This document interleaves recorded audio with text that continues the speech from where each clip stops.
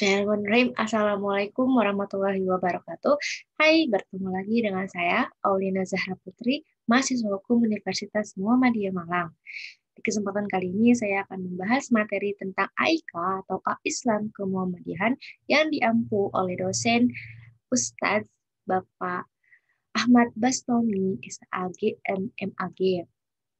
Di kesempatan kali ini saya akan membahas salah satu materi tentang gerakan zakat, infak, dan sedekah dalam Muhammadiyah.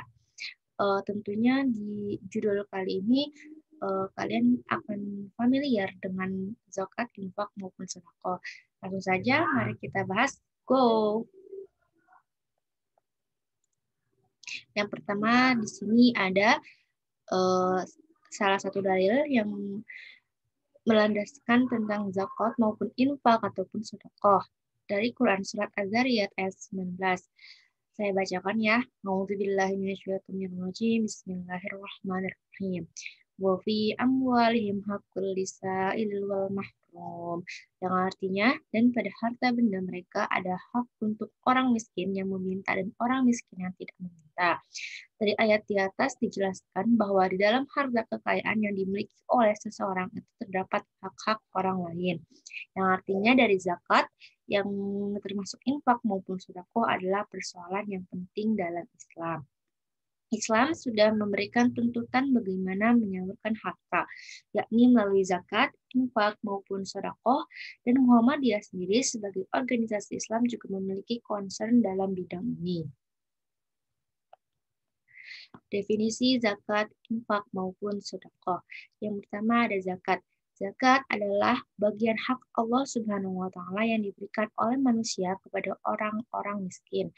Yang dinamakan zakat karena mengandung harapan mendapatkan berkah, penyucian diri, dan tambahan kebaikan. Secara etimologi ataupun logawi, kata zakat berasal dari bahasa Arab yang diawali dengan al-zakah yang mengandung beberapa arti, seperti lalu berkembang, suci, dan berkah. Sedangkan dalam terminologi ataupun dalam istilah, zakat diartikan kadar harta tertentu yang diberikan kepada yang berhak menerimanya dengan beberapa syarat. Nah, beberapa syarat ini tuh merupakan golongan-golongan dari orang-orang yang dapat menerima zakat. Terus selanjutnya ada infak. Selain kata zakat, Al-Quran juga sering menggunakan kata infak yang infak dan sedekah. Infak itu mengeluarkan atau membelanjakan harta yang mencakup zakat maupun non-zakat. Infak ada yang wajib dan ada yang sunnah. Infak wajib diantaranya kafarat, nazar, zakat, dan lain-lain. Dan infak sunnah diantaranya infak kepada fakir miskin secara muslim. Infak yang sering juga diartikan sebagai menafkahkan atau membelanjakan harta dan di jalan Allah. Adapun sedekah, sedekah di sini maknanya lebih luas daripada infak maupun zakat. Sedekah dapat bermakna infak, zakat, dan kebaikan dan materi. Namun, penggunaan ketiga kata tersebut di dalam Al-Quran terkadang menjadi satu makna. Karenanya, kesatuan makna ketiga istilah tersebut akan digunakan dalam tulisan ini. Lalu pilar-pilar zakat, infak, dan sedekah. Landasan dalil dari zakat, infak, dan sedekah. Zakat adalah rukun Islam ketiga yang diwajibkan di Madinah pada bulan Syawal tahun kedua Hijriah. Hukum zakat adalah wajib ain, dalam arti kewajiban yang ditetapkan untuk diri pribadi dan tidak mungkin dibebankan kepada orang lain. Banyak sekali perintah Allah untuk membayarkan zakat dan hampir keseluruhan perintah zakat itu dirangkaikan dengan perintah yang mendirikan sholat ataupun ibadah.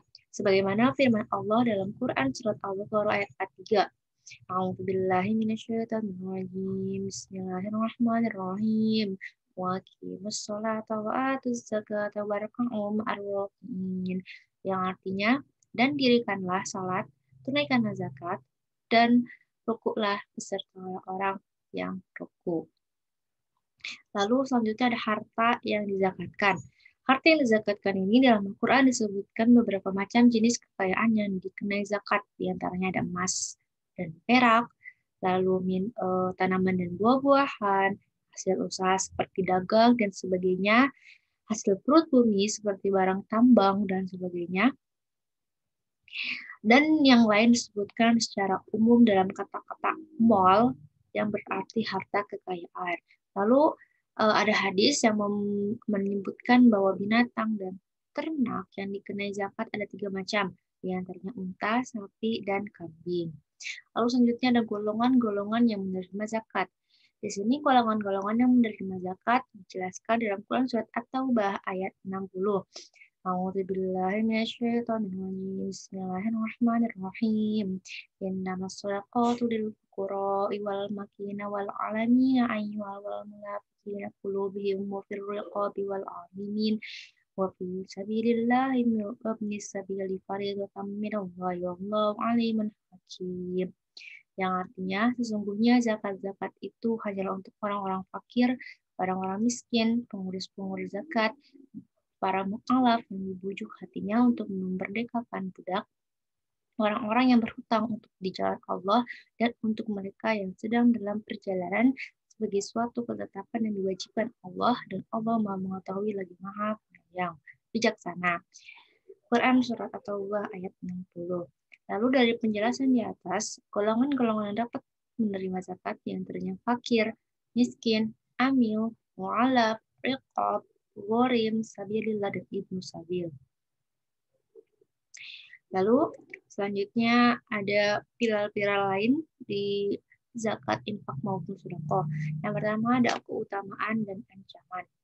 Keutamaan zakat dan infak sedekah, setiap syariat yang ditetapkan Allah Subhanahu wa taala untuk manusia itu memiliki nilai-nilai kebajikan bagi manusia itu sendiri. Begitu juga dalam syariat, zakat, infak, dan sedekah memiliki beberapa keutamaan. Dan lalu selanjutnya ada ancaman. Allah juga memberikan ancaman bagi orang-orang yang enggan membayar zakat atau mengeluarkan hartanya dalam bentuk infak ataupun sedekah.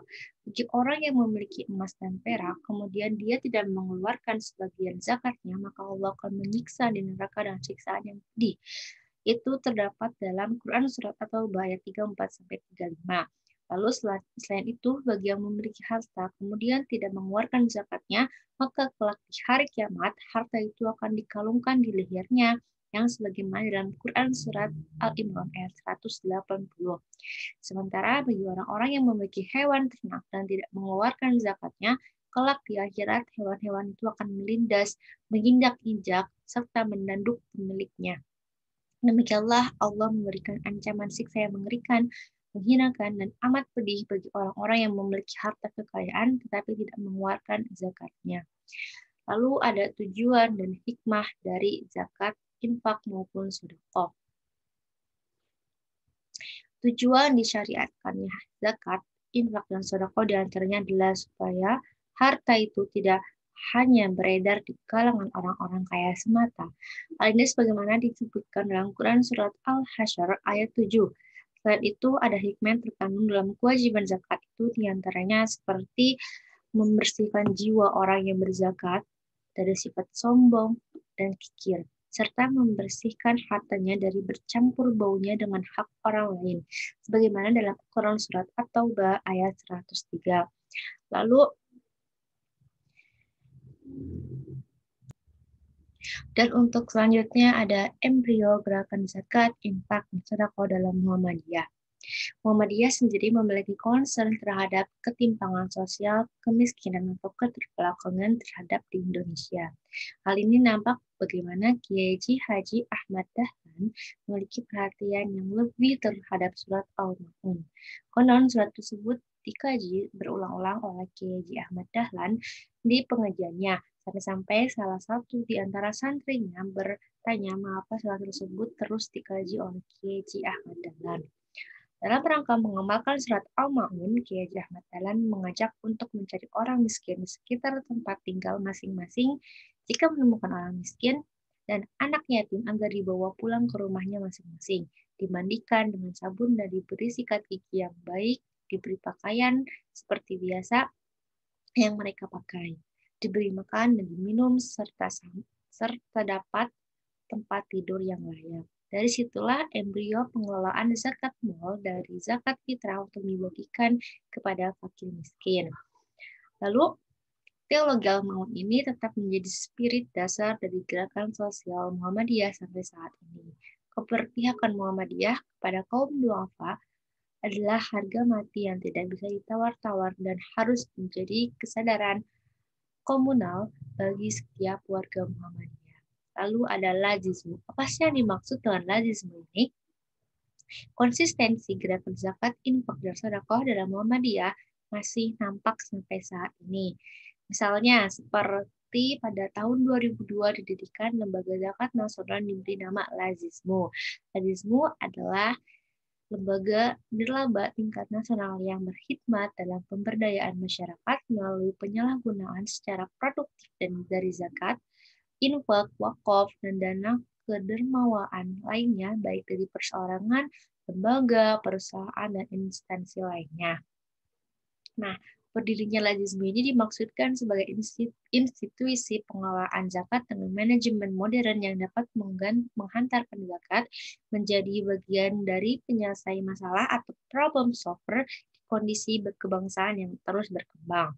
Program utama Lazisme ini difokuskan pada pendayagunaan produktif yang terdiri atas pertama, pemberdayaan ekonomi masyarakat, kedua, pemberdayaan pertanian dan peternakan, dan ketiga, pengembangan pendidikan. Lazisme saat ini sudah tersebar hampir di setiap kepengurusan Muhammadiyah seluruh Indonesia. Persoalannya tinggal bagaimana memperdayakan dana yang dikumpulkan dari perolehan zakat, infak, dan sedekah itu sehingga tepat guna dan tepat sasaran. Lalu sekian, terima kasih materi dari saya tentang zakat, infak, dan sedekah. Semoga bermanfaat bagi yang melihat dan memahaminya. Sekian dari saya. Wassalamualaikum warahmatullahi wabarakatuh.